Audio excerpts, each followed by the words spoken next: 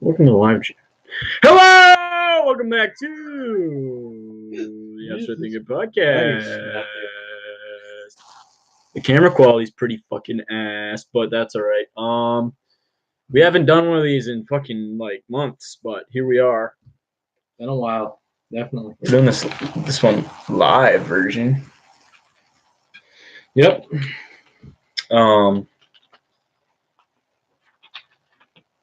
There's a bunch of things that we've told you that we were going to talk about that we probably won't talk about today because they each deserve their own episode. Truth. But hopefully that'll be coming down the line, right? Basically. We make more of these. Because we said, like, we need a nihilism episode, we need a socialism episode, we need a fascism episode, we need a blah, blah, blah. Free thinking episode. Hedonism. We could talk about hedonism. Yeah, well, that's one of those philosophies that you can kind of subscribe to, like, no matter where you are in politics. But not really, well, you can be a hedonistic, like, capitalist or a hedonistic communist, for example. You know what I mean?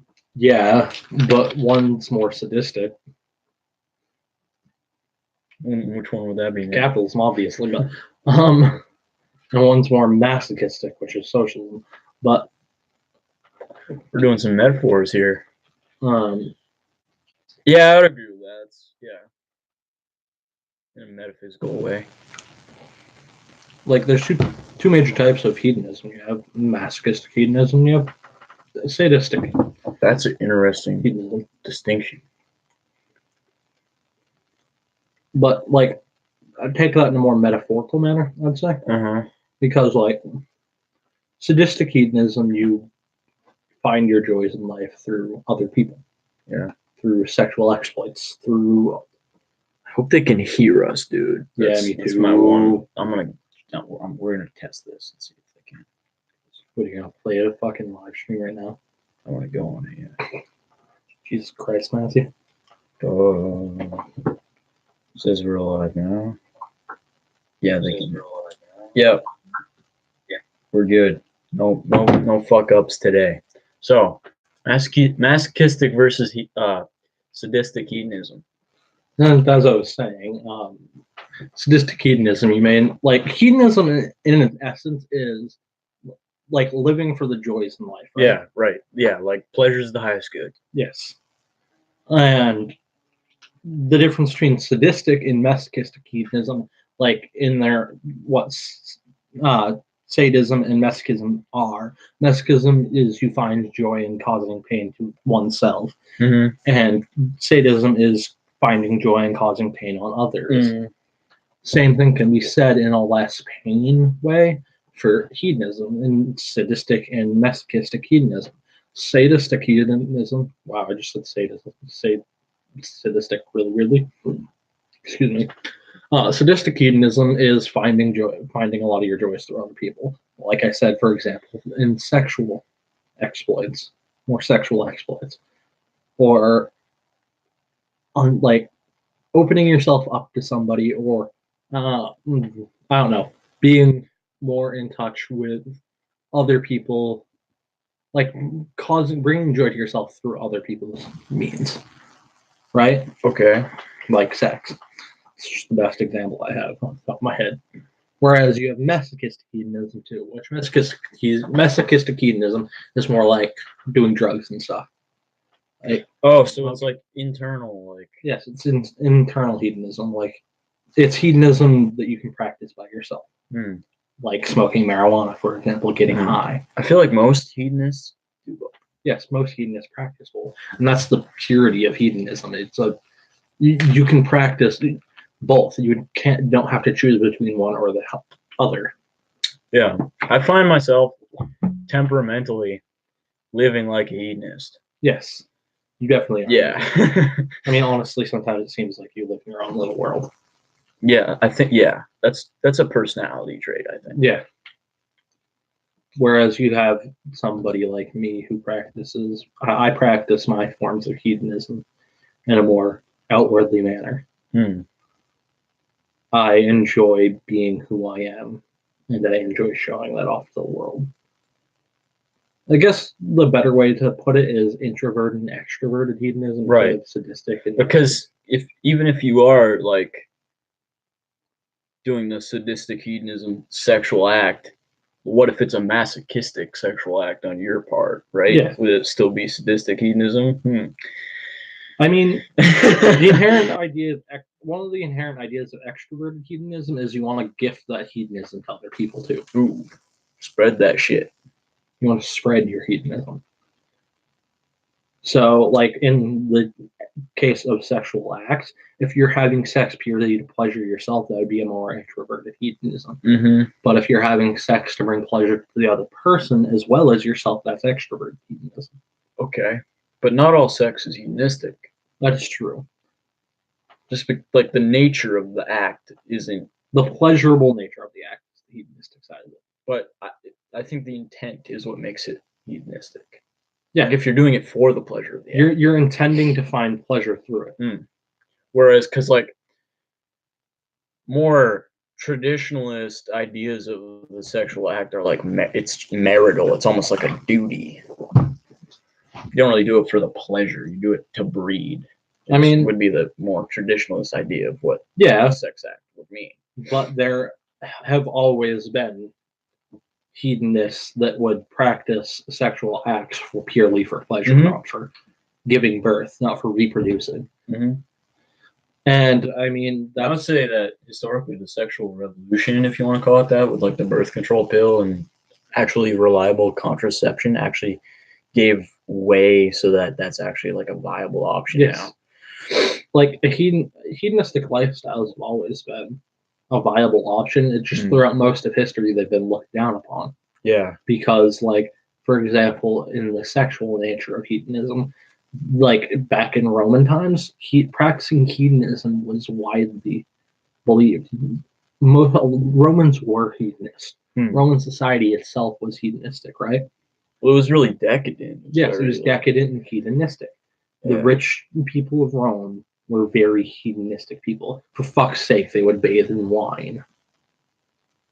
What's more hedonistic than that? And barbarian fights just for the sheer. Yeah, they would throw gladiatorial battles. Yeah. They would let people kill each other purely for the pleasure and the entertainment. Just to watch it happen. Yeah. So yeah, that'd be a hedonistic society. But I think that what? Dude, I'm getting a call. Where'd my phone go? Is the problem?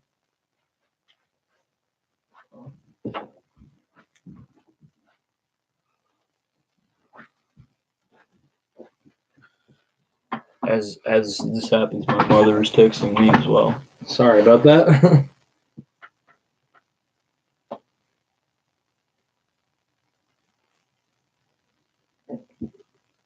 But what was I talking about? Oh yeah, Roman hedonism. Hedonism was practiced a lot in during the Roman Empire. The rich people of Rome designed so many hedonistic ideas and practices, like bathing in wine, gladiatorial battles. Jesus Christ. But like, how do I put this? It was still looked down upon if you were, even as a hedonistic society, if you would go out and impregnate lots and lots of women and just leave them to die with their child. Right.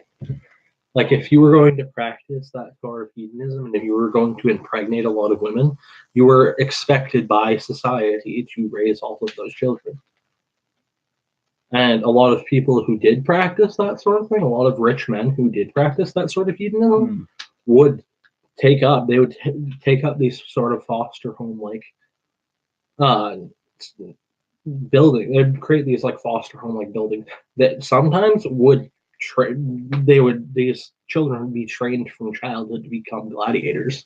Oh. To go back into the hedonistic society. Right. Cyclical.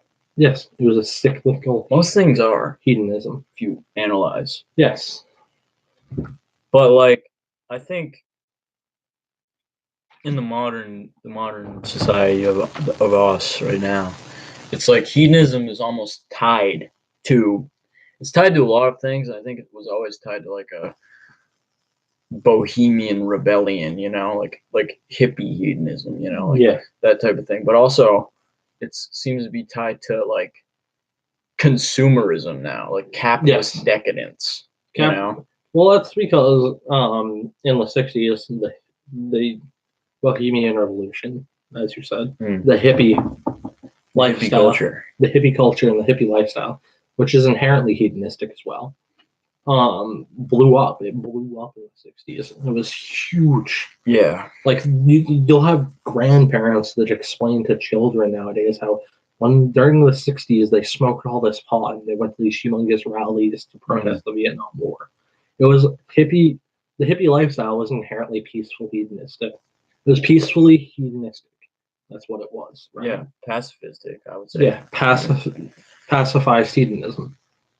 Whereas you have the opposite of that in hedonism too, where you can find, as I said earlier, more sadistic type of hedonism, and people like Hitler finding joy in bringing war and death. Right.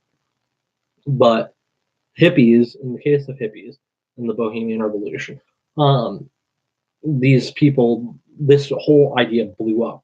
And the reason that capitalism is so indulgent nowadays is partially because of that. Because the way our economy, because of this bohemian revolution explosion, the these people became consumers later in their life, but they still wanted to practice that hedonistic lifestyle. So the economy followed in their footsteps in indulging these hedonistic lifestyles because they made more money that way. Right. Well, one could say that capitalism is inevitably going to end up being hedonistic like that anyway, because it produces commodities that are by nature indulgent and that aren't necessities. Like you'll get a bunch of products that are sold to you that you don't need, and the way that capitalist advertising is structured in the current system is they're giving you the need as they sell you the product. Like, you know what I mean? Like they're creating false needs in your head. I mean, but that's just how competition and capitalism has always worked, Matthew. And I don't know if no, that's my point. Is that yeah, it's not only the combination of the residue of the hippies that did that. It's just built into the way the system is. I don't know, because like capitalistic society is like how do I put this?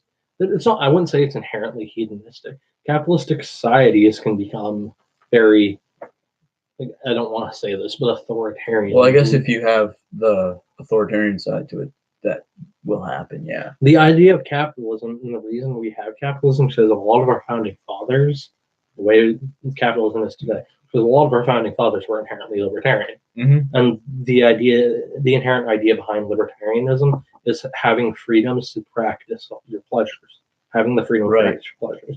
So in designing the economy, people like Thomas Jefferson, people like Alexander Hamilton, and a bunch of these other people that are designed the way our economy is today were practice that libertarian hedonism that creates the sort of capitalistic society we have now today.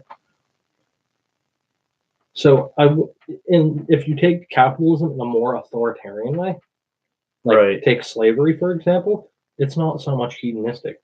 Like well, I mean, I guess you could still say that's hedonistic, but it's not the peaceful hedonistic like you'd have in the hippie hedonistic. It's more of like the Hitler hedonistic, where it's sadistic. You are the way you create that hedonism, the way you create that pleasure, because it's an inherent idea. That's an inherent survival trait in our brain, is to find pleasure. It's what helps. It's what part of the reason we're compelled to mate. But the way these slave owners would practice their hedonism was through the downfall of others, which inherently makes it less hedonistic because in order for one person to practice their hedonism, a bunch of people have to suffer, which is more authoritarian capitalism, right? Which you can't really say is hedonistic. And well, obviously, if you have like traditionalism and fundamentalism and religion seeping its way into the way that the society works, and sort of controlling that, then you're going to have less true hedonism because a lot of these, like, a lot of those traditionalist ideas are very moralistic and like, yeah, but you should not be able to have traditionalist these pleasures. traditionalist ideas aren't inherently religious. I wouldn't say that. No, but that's like, for example, Christians don't like they don't like hedonism. Like, Yeah, it's not part of the Christian way. like the idea of a lot of religions is they want, in order to give pure loyalty to the religion, you need to give up a lot of these pleasures. Yeah, worldly pleasures should be given up. Worldly pleasures, yeah, take you away from your godly means, right? Mm. So, but that's how people believe, and if you really think about it, it could technically, in ways, inherently hedonistic because it allows people to practice their freedom to believe in what they want to believe.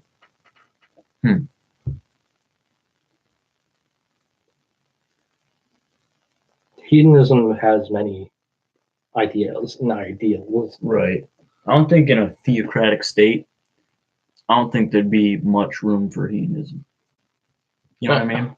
I mean, in a lot of theocratic states, and a lot of godly right states like Egypt, for example, a lot of people suffered so few could be pleasured. Right.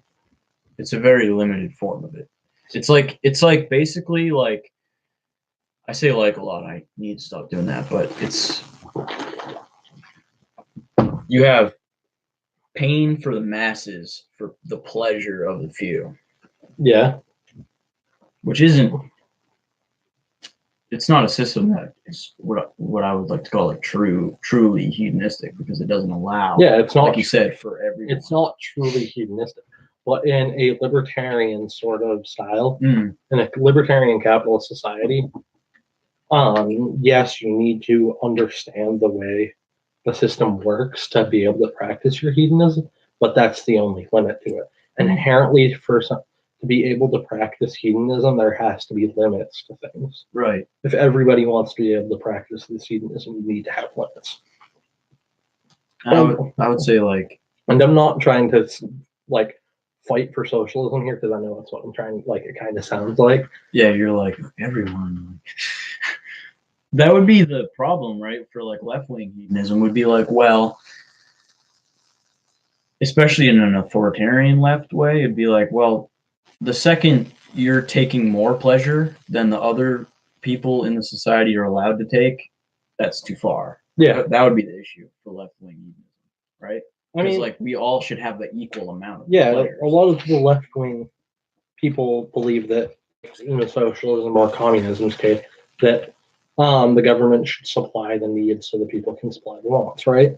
That's basically the idea of it. You could word it that way, yeah. Well, that's the basic idea. If you're going to describe socialism to somebody, that's the way you describe it. I think that's actually like a good maxim to, like, I don't even disagree with that. Like, yeah, the government should provide the shit that the people need, and then private sector can handle the wants, right? Like, but if you look at that from a different outlook on people, on things like bureaucratic private sector always is going to find a way to gain control.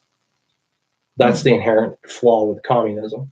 Is when the people revolt and they seize the means of production. Yeah. They then realize that it's inherently flawed for everybody to have equal control, have like extremely law-based equal control, because it's just almost impossible to realistically do. So then they form these private sectors that are bureaucratic sections to run this, which then sees the means of production back from the workers. Yeah. Well, yeah. That's like state socialism. That's like, yeah. That's So it's inherently flawed there. Well, it's cyclical, as you said earlier. There's a lot of ways to do communism. You know, like I kind of am making the not real communism argument here, but I hate the not real communism argument. It's true because it's almost like different denominations of Christianity. It's like you have the texts of like the lore of communism, like the Communist Manifesto and Karl Marx and Friedrich Engels' writings and Kropotkin. If you want to go anarcho-communism, or Lenin, and what Lenin wrote, but not even even before that, because that's specific to Russia. I mean, if you really think about it, you could even count some of Darwin's writing as communistic. Yeah, well, I mean, New Testament, like Jesus was pretty if you read it a certain way, it tends towards left economics, I would say. No, because there's so many quotes, and even in the Quran. Because if you look at communism, the government, as I said earlier, the government supplies the needs, so the people supply the wants. The inherent flaw with that, though, is in order for the government to supply the needs, they have to take away from your wants, right? What do you mean? Taxes. Taxes take away from your wants. Because you work to get money, right? You work to get this money, to get this product that you are getting through working, right? Then the government comes in and takes a tax from that, what you worked for, to then give it back to you to supply your needs, right? That's the idea of communism, right? The government needs to tax your work so they can supply your needs later on. Yeah, but that's not even specific to communism, because I mean, capitalist societies have taxes. Yeah, but capitalist societies have low taxes, like 4% taxes. But communistic societies have 40 to 60% taxes. Well, you can do that. And that's low. But you can do that. But when you could do that in this country. When you get taxes that high, you can't realistically supply the wants. Well, specifically where, taxes on what? What kind of taxes are we talking? Like income taxes. Right. Like household taxes, like crop taxes, like goods taxes, tariff taxes. The way that I feel, so every tax. All the taxes. The way that I feel about taxes, the tax code has always been, and I thought genuinely when I was younger that this was just the way that it worked, because I thought this makes 100% sense, is like a progressive tax code. So it's the more you make, the more you pay in taxes. I always thought that's just like a flat tax. Is that? I thought flat tax meant everybody's taxed the same rate. Yes. Say a guy makes $1 million a year, right? Yeah. And say another guy makes $10,000 a year, right? Yeah. Just for example. And then the government says we're putting in a 10% income tax, okay? Mm-hmm.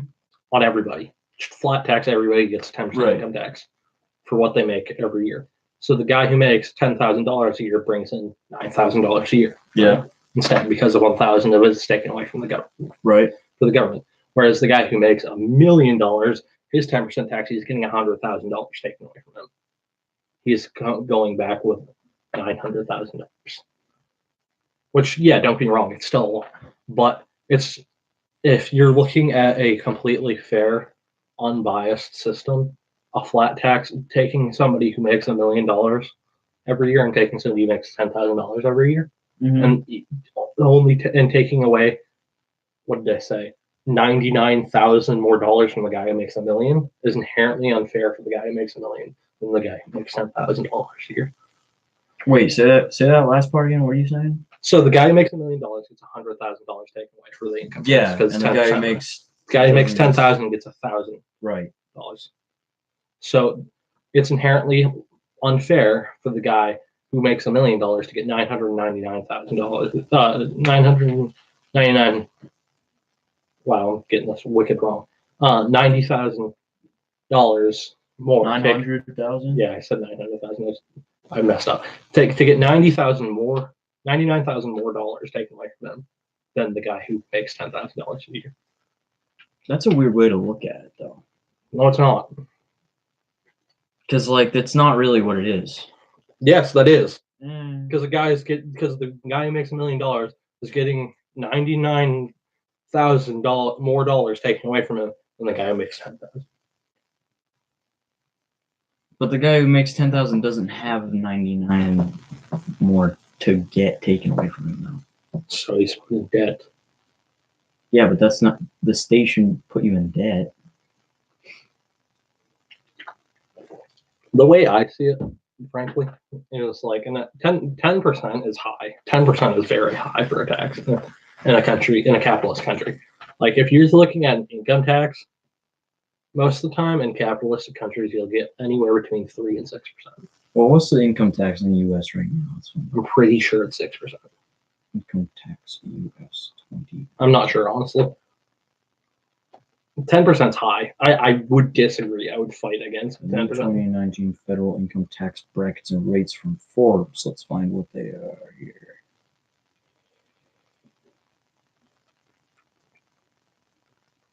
Is this going to give me a clear-cut answer? Or is this just gonna... Probably.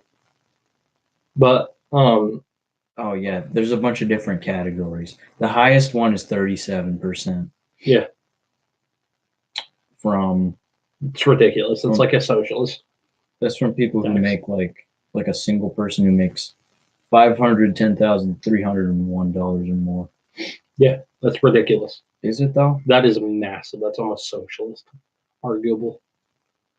And the lowest is 10%, which is would be for a single person whoever makes $0 to $9,700, which is no one. So, no, legally that is no one. What do you mean?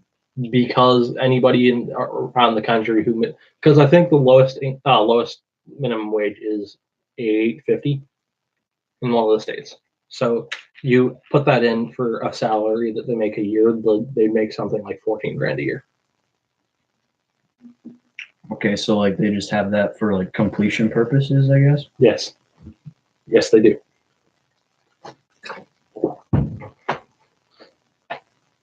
And that's fucking ridiculous. 10%, damn. This is a weird little conversation about taxes right now, because like of all, I've always not focused much on economics politically because it's boring and I'm not a math person. I am. But within the realm of economics, taxes, I really have simplistic ideas about. Like I haven't done much thinking about taxes at all. No, I mean, I don't understand how you can try to make a socialistic argument without taking taxes into it. Well, because like socialist, the modern socialist thought of like what it really is all about now. Like Ocasio-Cortez is 70% tax on people who make more than $1 million a year. I can't remember. I don't know what she said, but it's like some million, something in the millions. Yeah, but it's fucking ridiculous. But like the rich will literally pay people to revolt at that. I would revolt at that. Like I'm not even kidding. That's how the South rose up in the Civil War. The way the South rose up is when Abraham Lincoln's like, I don't want slaves anymore.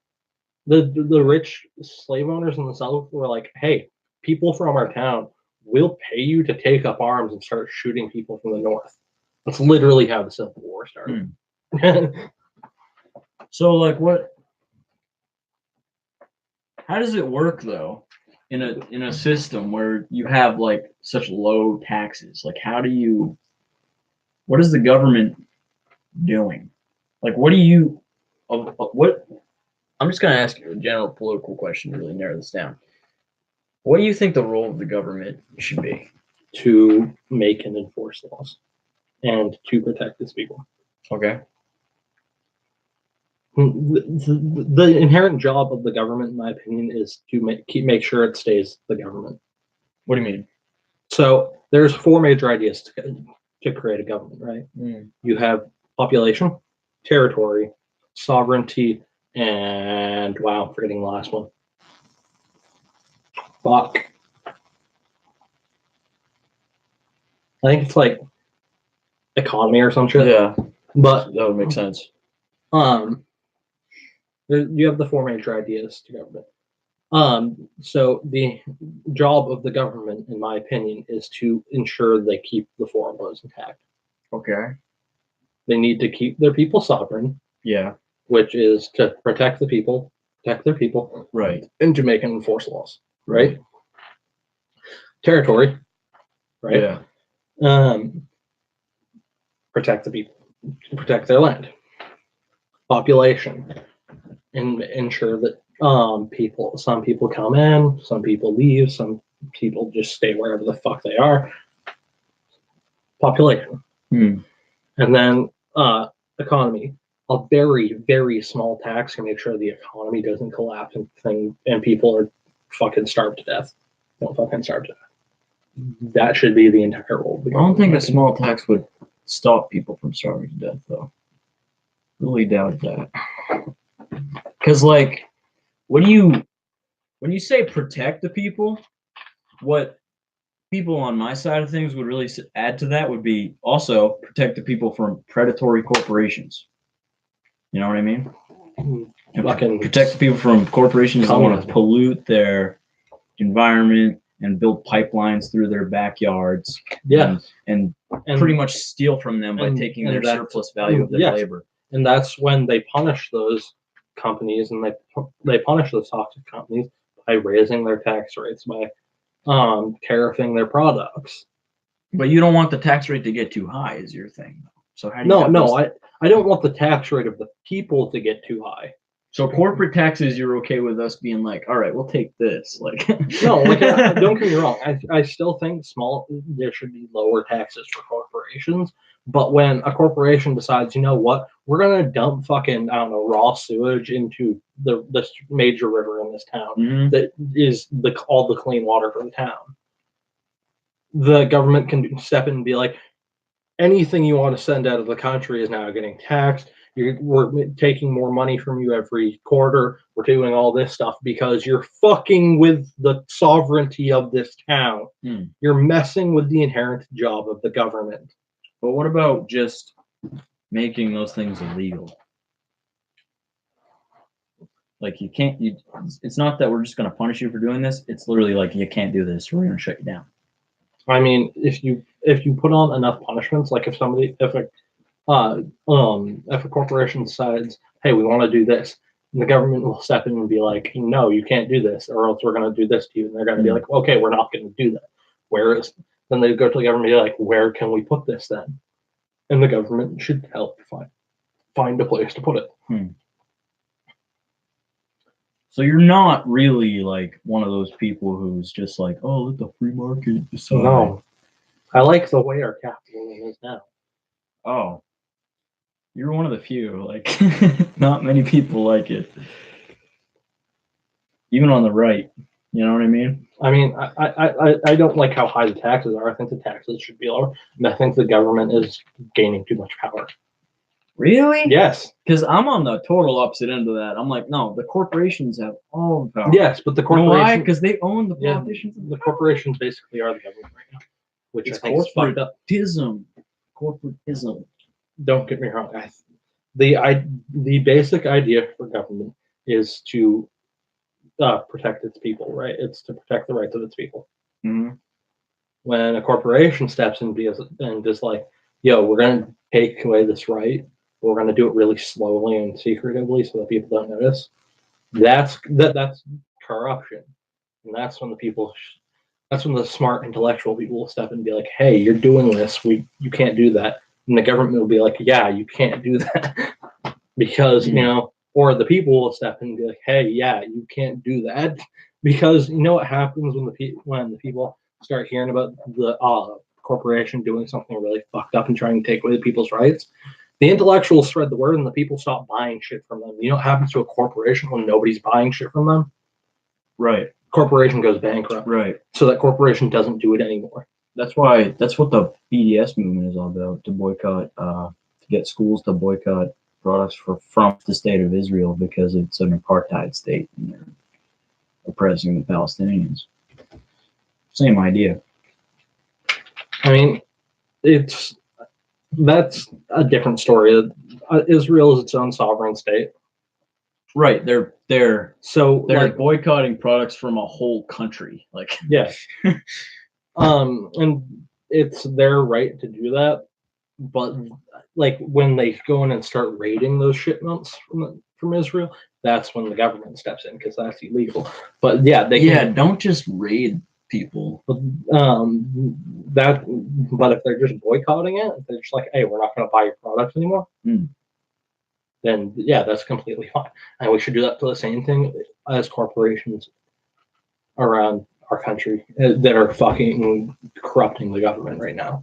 When corporations start corrupting the government, the intellectuals of the people and the government should be like, hey, you can't do this, and the people should boycott. Because a government, not a government, a business cannot run when when the economy is not there for, when the consumer is not buying from it. But it's hard. It's really hard to do mass boycotts like that of corporations that are selling people necessities. So like oil companies. Hard. It's kind of hard to do that. You really want to be oil free. You gotta get like a wood stove and everything. You gotta like fucking. I don't see the problem with this. Well, the problem would be to get a lot of people to do it to actually shut down the company. You know what I'm saying? I mean, ExxonMobil's never gonna shut down. Yeah, it is. Is it though? Yes. When? When oil runs out. I don't think oil will run out in our lifetimes. Yes, it will. You sure? Do you know how much oil we pump out of the ground?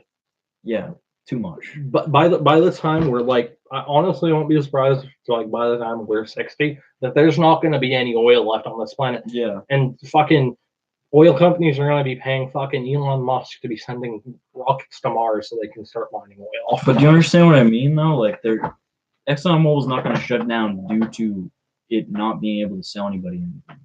Yes, it Because will. they'll always be able to sell people their oil until their oil runs out. I disagree. I think you don't think so? I think if mass boycotts happen, then it will shut down, or it will concede to the people, because that's inherently what corporations and that's inherently what governments do.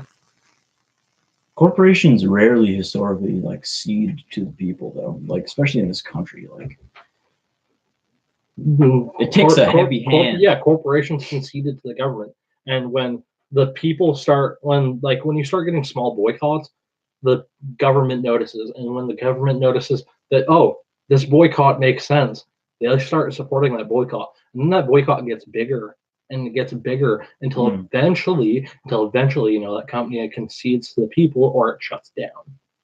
But I still am kind of fatalistic about this happening with oil because I don't think those companies will see their end until their product is expunged from the earth. And I mean, I think inherently, like oil, if it's used in less amounts, if less people used oil, less companies used oil, less everything's used oil, we use less oil, we could still consume oil while supporting a greener earth. Because really, if you really think about it, in order to support a greener movement, for a greener earth, we would, at first it would have to be, oh, instead of using 100% oil to heat my house, maybe I'll use 70% oil and I'll use other options such as a wood stove, the other 30% of the time, right? Right, but I've got another point to make about this one, which would be that the more environmentalist focused people will tell you that, and like vegans will tell you this about meat eating even, is that individual changes, like, oh, I'm going to get an electric car instead of like a electric cars can be worse for the environment than gas cars. But let me finish my point though. I'm going to get an electric car instead of a gas car. I'm just going to drive that, or I'm not even going to drive at all. Right? Individual changes like that won't really fix the problem of global warming and those things. What you really need is collective action. Yes, and if enough individuals come together, it's a collective, isn't it? The inherent idea of collectivism is it's way coming together. But it's way easier to do the collective action if you just have the government do it. Or hear me out. you have the government supported. Because then get this. Government's not spending as much money on it. And get this. The people are more for it. Because, people inherently listen to politicians. Right, because people are sheepish and Yes. they need leaders. Yes, Matthew. That's my point. So I say if we do the green New Deal thing, like I'm 100% for that because you give people jobs and you get us off the shitty resources onto clean resources. And I mean, definitely with the green movement, I think a lot of the reason why a lot of people aren't for the green movement nowadays is because it's so extremist. They're like, we have to stop right now. We have to stop right now. Is that we have to stop everything right now? I think it would get a lot more people would be for it if they were like, maybe instead of doing this all the time, maybe like 50% of the time, try using like a wood stove or something. The plan, the Green New Deal plan is a 10-year plan. It's kind of like gradual. It's not really like instantly like let's get off oil now because we understand that's not really realistic. 10 years is still not really realistic either. Yeah, people say that, but I think a 30-year plan would be a lot more understandable. Yeah, that's actually acceptable because the biggest adverse effects of climate change aren't coming for like a while. Like, I don't know, for example, like over the next 30 years or so, every year, the people and the government agree to use 4% less oil. 4%. That's it. Just 4%. Give up 4% of your oil usage. So the first year, 96% of the time, you're still using the oil. But once you get to like year 28, I don't know how much that is. 4 times 28.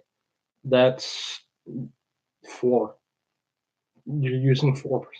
No, you're using 8% of your oil. The oil usage that you used 28 years ago.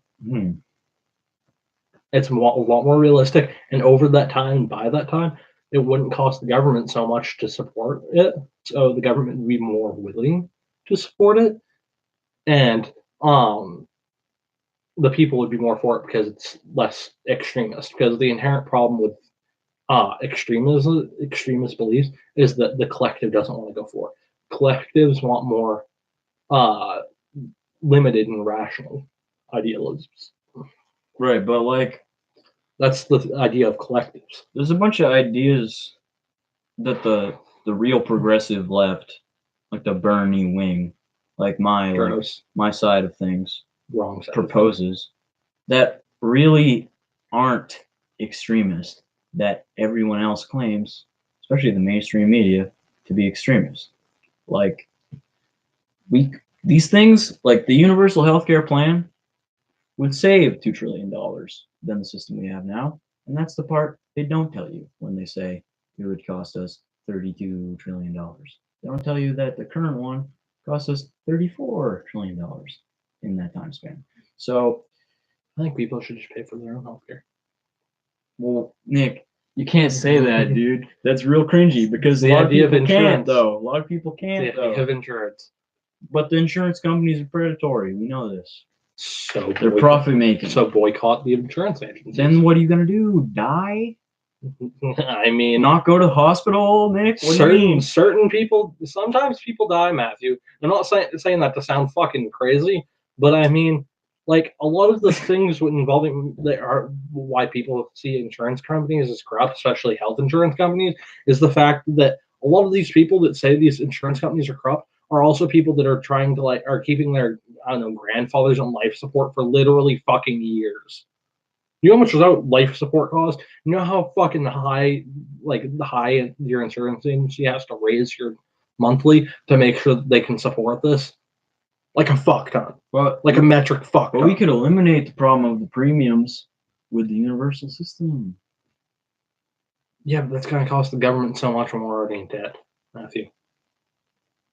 But don't get me wrong. Our current one also costs so much money. It costs a fuck ton of money.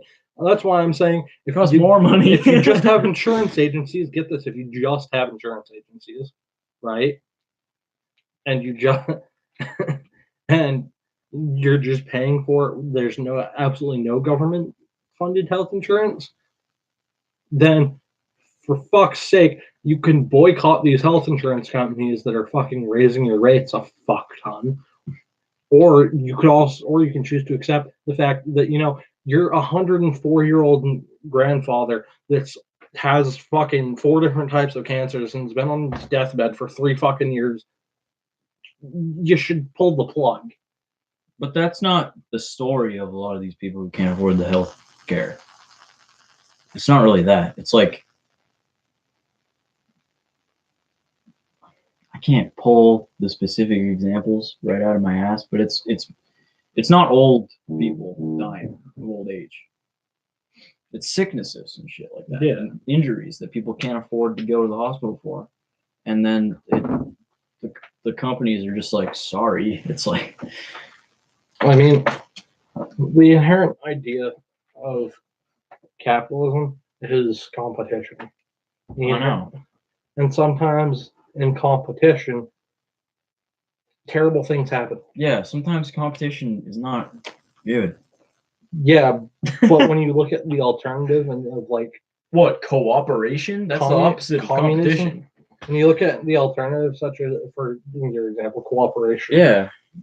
That's cooperation. A lot of the time, either has to be extremely authoritarian, for one, or Does it though? has to be excessively taxed, and it's Does it though? very hard for people to survive anyway.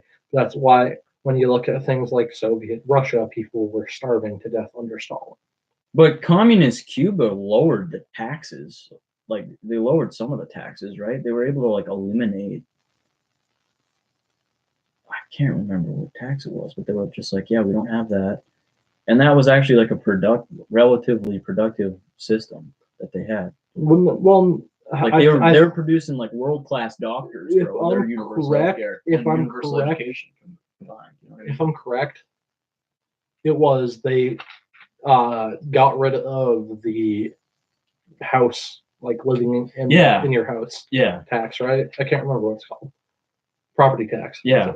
They got rid of property tax, but they also simultaneously Because property tax falls away when you get rid of property. simultaneously they also raised the health insurance taxes and the sales taxes and the income taxes and raised a bunch of these other taxes to make up for it. Well, they made healthcare free though. Yeah, they made healthcare. They had universal healthcare and they had universal education. They were producing world-class doctors, and they still do it. Because Cuba is still communist. Honestly, I think if you look at all of the socialist and the communist ideas that we have currently and have had in the past, a lot of them, it's either the people are suffering or the government's suffering or both is suffering. And sometimes that depends on how much that is, how much suffering that is, or how much taxes are. What do you mean by government is suffering? Because the government is a structure. You know what I mean? Like, yes, but the government structures inherently can suffer through weathering. And sometimes that weathering is due to like sovereignty and property and territory and economics and all of these other factors. And yes, Cuba may have been putting out these world-class doctors and stuff like that, but also a lot of those world-class doctors were choosing to leave Cuba because since they were made into these world-class doctors, they decided, if we go to this capitalist state, we can make a fuck ton of money. Fuck ton you're more right. of them. You're right. But so it's inherently isn't that okay? No, because then Cuba is losing its sovereignty. The government. What do you mean? The government. You have these weird ideas about like population and like you need all your people in your country. What do you mean by that? When you have I don't think you're losing your sovereignty if people immigrate from your country. I don't think that's what that when means. you have mass immigration from Cuba, you're inherently losing your sovereignty. But was there mass immigration other than like all the Republicans in Cuba who like moved to Florida to vote for Marco Rubio and shit? Like, other than them. And half the reason Cuba's economy is even somewhat supported is because of the drug cartels. The drug cartels fund the government there. In Cuba? Yes. Well, Fidel's revolution got funding from like a lot of sources. He got the funding from the Soviets. He raised money here. A lot of people don't know that. He was getting money from. He was also funded by a fuck ton of cocaine traffickers. Yeah, he was getting his government. That government's still funded by a fuck ton of cocaine traffickers. Cuba was funded by a lot of fucking weird, shady little deals. You're right.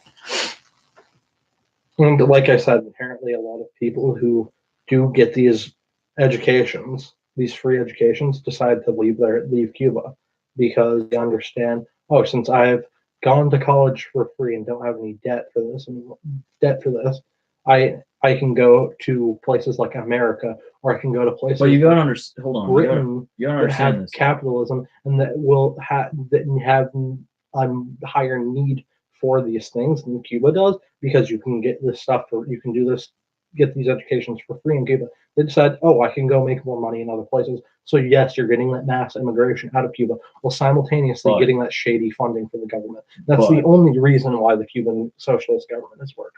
But, well, to the extent that it has worked, I don't want to say that my ideal state is Cuba, but you also got to understand that one of the main philosophical ideas built into real or whatever, most communism is internationalism. So the way that the Cuban doctors would see it isn't like, oh, I'm making my country lose its sovereignty. It's like, no, we're all citizens of the world, so of course I can go to the USA and Britain and cure people and help people there. Like, yes, you know what I'm saying? Like, yes, but in order to have internationality, you need to have internationality agreed on by like international states. No, but you don't understand the point I'm making is like the way they see it is they're not losing anything by moving. Yes, they aren't losing anything. In fact, they're gaining. That's why they're moving to capitalist countries and making more money. But you understand what I mean, though?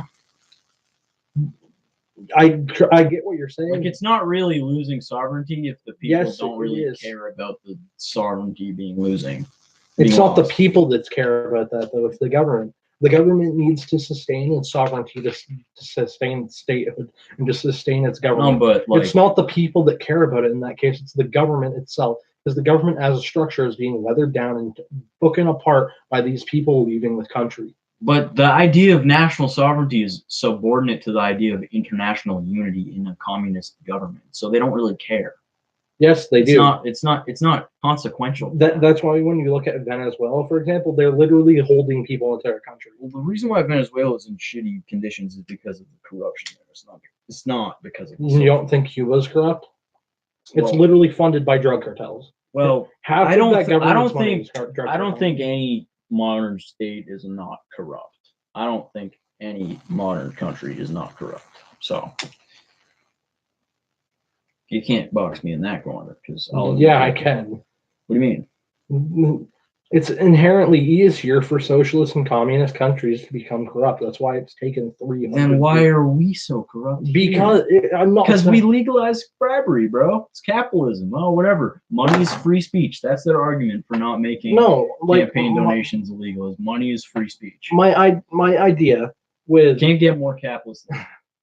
My idea with that is I'm not saying our country isn't corrupt. I'm saying it takes longer for capitalist countries to become corrupted. But it inherently takes longer. Let me go full commie here and say that capitalism is inherently corrupt. And you don't think communism isn't? I don't think it has to be. Communism almost always is, because it's in order for communism to even remotely come close to working is making the government extremely weak while simultaneously giving it complete control of your money. What do you mean? Inherently, the idea of socialism is for everybody to have equal everything, right? Or communism. Well, everybody should have equal everything. The classless society. The classless society, so equal everything. Yes. Obviously, people aren't like humans are not going to be equal because we all have different genes. That sounds super racist, but no, you understand what I mean? Though? Yeah, I get what you're saying. Humans are inherently unequal. Just the whatever. No, I mean like. No, I get what you're saying. That. Yeah, but I mean like traits. I don't Yeah. mean race. I'm not a race realist. I'm not one of these fucking cringy new people who's like the IQ difference of the fucking non-white people is why we need to keep them out of our country. Dude, come on. But like, as I was saying, the idea of communism is for everybody to have equal everything, kind of, in a way.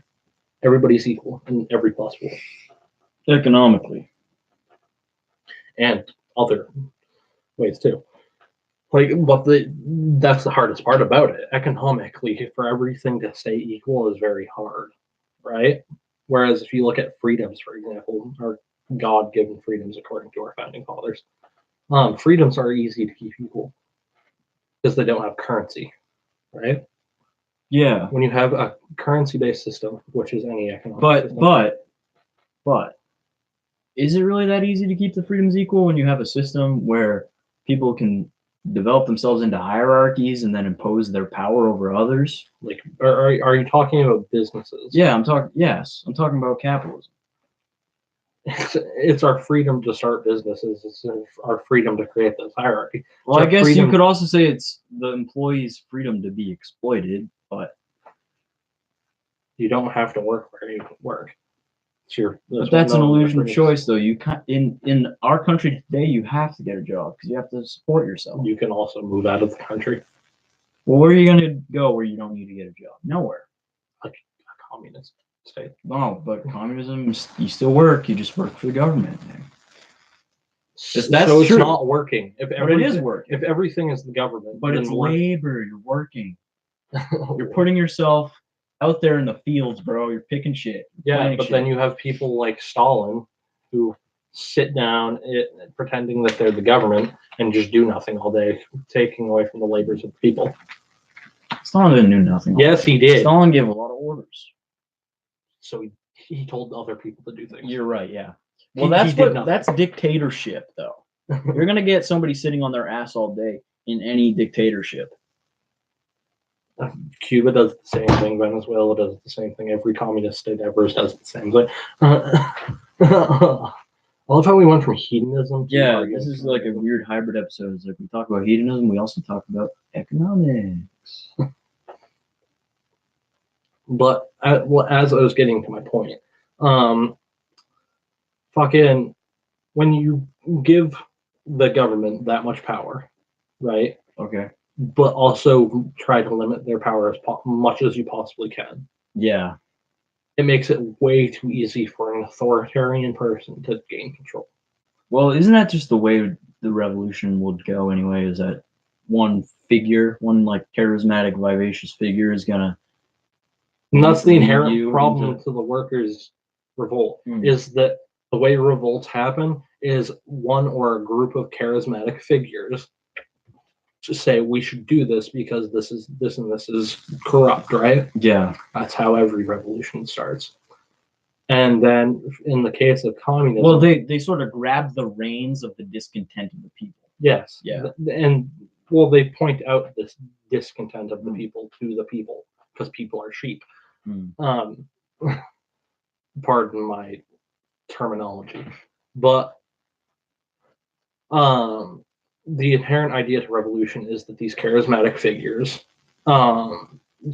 point out these flaws and may have the people revolt over it, right?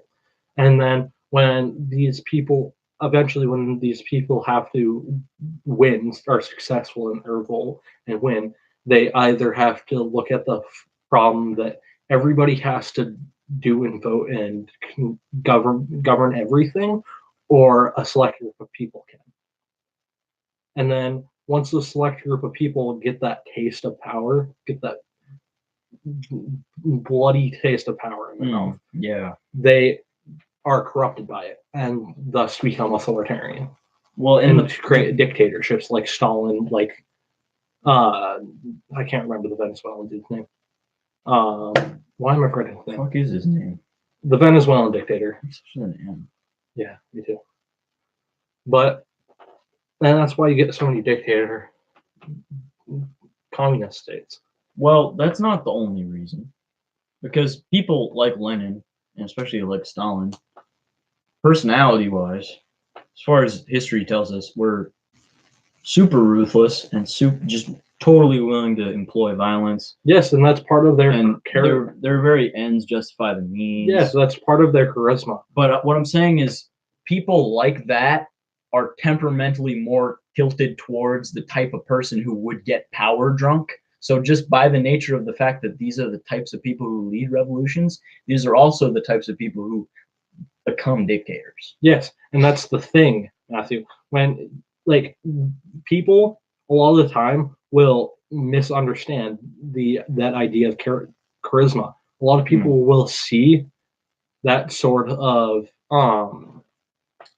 like they'll see that power hungriness and they'll see that limitlessness as charisma, and they'll follow that. And then when they're successful, that charisma is shown as its truth in the truly just power hungry and Right. dictator. Right. That's the inherent problem of communism. Because in order to begin a communist state, you need to have a power hungry person, charismatic power hungry person to start. Well, Leninism, like Marxist Leninism, is dictatorship of the proletariat, but not only that, because that's really like Marx wrote that, and what I think he meant by that was utter absolute democracy, because the proletariat is the oppressed class. So basically, like those people who are underneath the bottoms of society now control society. The way that Marxist Leninism works, though, is the intellectual. What's the word that I want? How about this, Matthew? No, I really need to make this point.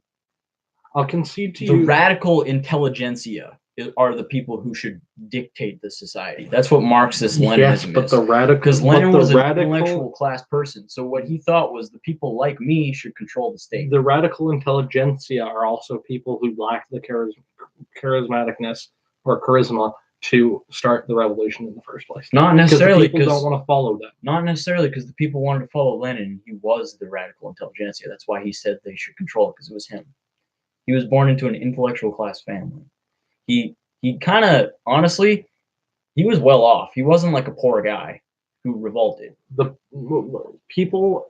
He was an intellectual dude. But that's the thing with Lenin. Lenin, in order for people like Lenin to gain that power, is because they had other people like Stalin, for example, who was the power-hungry mad tyrant. Yeah, but Lenin was ruthless too, dude. Yes, Lenin was ruthless. That's why he was charismatic. Because yeah, so don't say that ruthlessness is charismatic. But 90% of the time, you can't say that the radical intelligentsia don't have charisma, because they have ruthlessness. 90% of the time, the radical intelligentsia, like you, for example, aren't charismatic. You have this small group of people like Lenin that had that ruthless charisma to them that allowed him to gain power. But that ruthless charisma also made it so he became in contact with people like Stalin, who were power hungry and tyrannical. So when you do get that radical, how they met was like that ruthless radical intelligentsia, you also make it easier for mad tyrants to come to enter that power too. Well, Stalin liked what Lenin wrote. That's how they met. Because Lenin was out of the country. It was one of those. Yes, and Stalin saw as a way to get. Stalin found like his pamphlets that he was writing, and he spread them. He was one of the people who spread Lenin's propaganda. And Stalin saw it as a way to gain power. Right. He was like, oh. So this is where I criticize the Marxist-Leninists and the more authoritarian leftists, is where they start really all they're saying is like, I want the world to be the type of unfair that benefits me, not you. That's a flawed idea. Like, these people don't really want equality, they just want control. As I said, Matthew, I will concede to you the fact that communism and socialism can work in very, very small governments.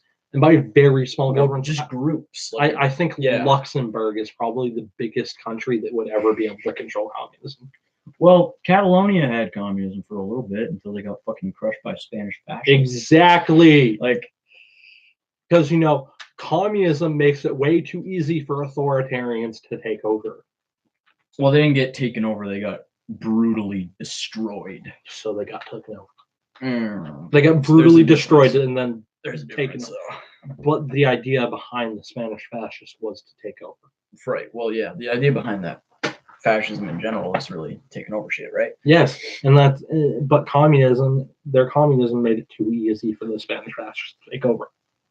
Well, they also didn't have any allies, like at all, because they were rebels. As I said,